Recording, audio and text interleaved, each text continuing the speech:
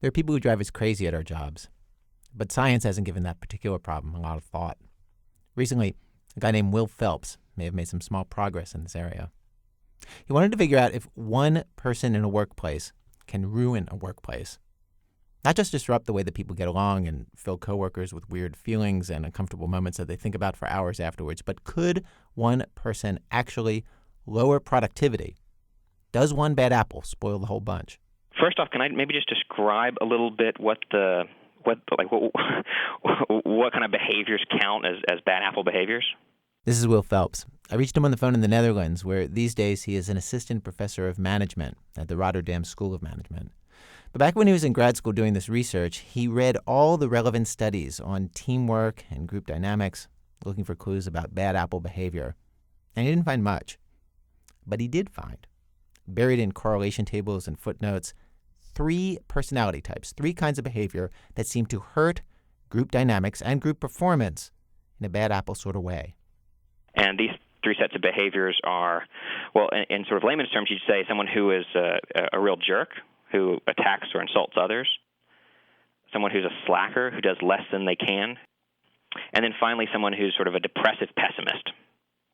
So if you have a team member or an office mate who's a real jerk, slacker, or a depressive pessimist, there's a chance, or at least, and actually maybe a fairly good chance, that they might spoil the barrel. Hearing about his research, you realize just how easy it is to poison any group.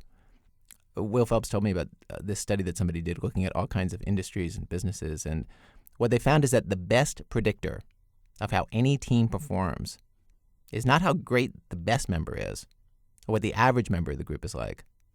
It all comes down to what your worst team member is like. The teams with the worst person at the bottom, those teams perform the poorest. That's harsh. And I got to say, everybody in our office who's heard Will's interview, we were talking about this earlier today, each of us has had moments this past week where we individually, by ourselves, have wondered, am I doing bad apple stuff? Am I the bad apple unwittingly? And when I talked to Will about this, I asked him if he found himself doing this as well in his own workplace. Here's his response.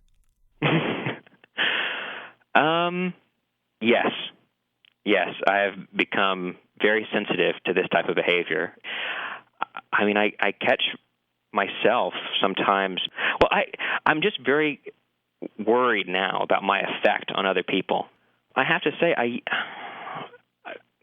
I used to tease a lot more. I used to kind of poke fun at people and their tendencies a lot more than I do now. I thought this was fun, that this was building camaraderie, that this was something that they appreciated. But what was interesting is, for example, watching these experiments with this actor, people would, for example, even laugh at his jokes.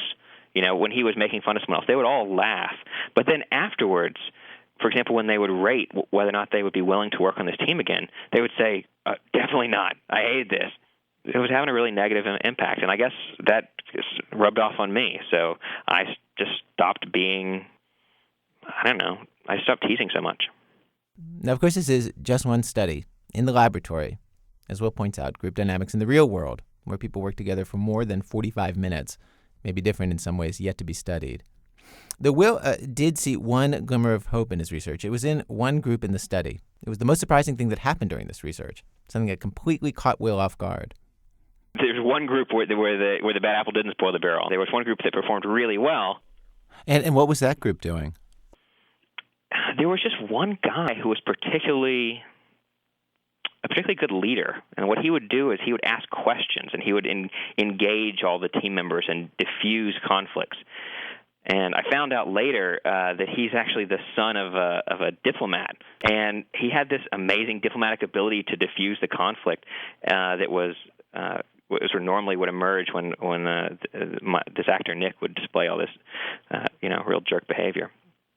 Seeing this diplomat's son do his thing has led Will to his next research project, which is about whether a group leader can change the dynamics and performance of a group simply by going around and asking questions, soliciting everyone's opinions, making sure everybody is heard.